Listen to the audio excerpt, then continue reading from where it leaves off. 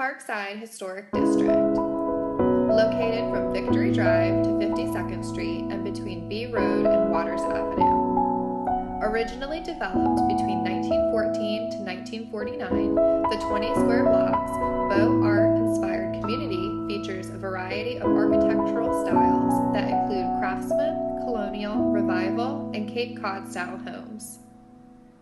Streets are lined with mature landscaping of live oaks, crepe myrtles, magnolias, and sweet gum trees.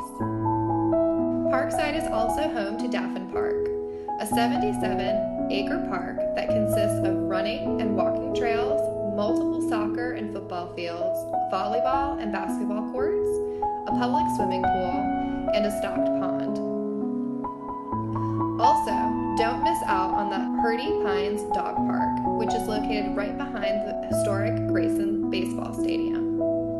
Daffin Park plays a major role in creating a strong sense of community.